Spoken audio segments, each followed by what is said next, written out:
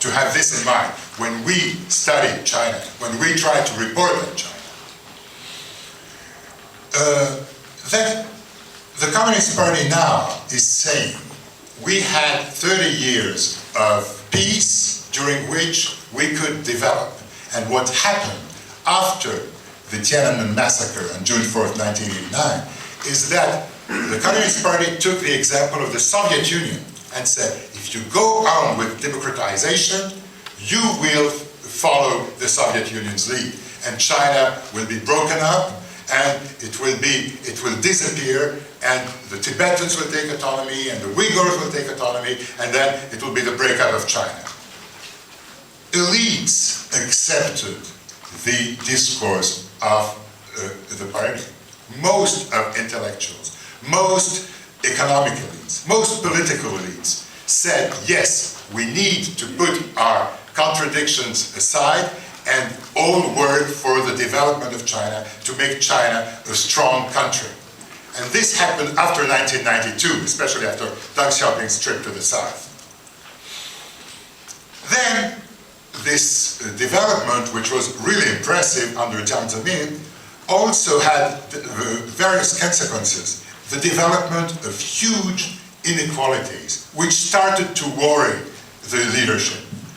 During these 10 years, from 92 to 2002, the elites improved their living standards, they improved their position, symbolic position also.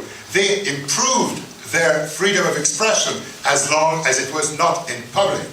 But what happened is that most of the working people for whom the Chinese Communist Party was supposedly the representative, workers, peasants, 下岗工人, the laid-off workers, and the Mingong, the migrant workers, who are the artisans of the Chinese miracle, were out of the place. And intellectuals didn't care about, except for a very small minority of people, they didn't care about their situation. So we had, on the one hand, the elites supporting the party, intelligentsia supporting the party, and on the other hand, the working people without any access to a channel of expression. They were completely outcast. And it's seen. So that's why the torch was so important for the leaders, you know, because this was supposed to show the new rise of a strong China on the international scene.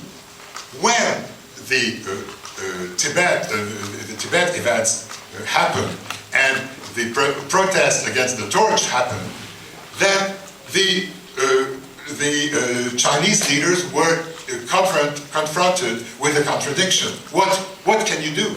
They couldn't back out. They couldn't make concessions when in front of demonstrations, because in their mind this would have been a show of weakness. So what did they do? They chose to reinforce legitimacy inside, domestic legitimacy, through mobilization of nationalism, which can be strong in the emerging middle classes. And that's what happened. And to the cost of forgetting the real positive image on the international scene. And this is the real situation now. But there is a problem.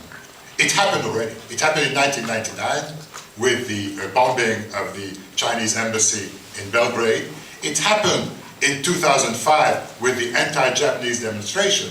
But every time, after 3 or 4 days of venting discontent, of demonstrations, the authorities themselves came out and said, well, we have to transform our anger into strength.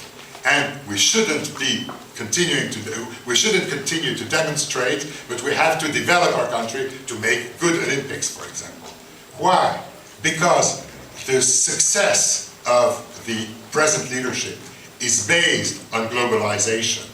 And if you mobilize extreme nationalism, the risk is that people will tell you, you are selling our country, because you are opening the doors to multinational companies. So you are the first person to be responsible of the humiliation of the nation.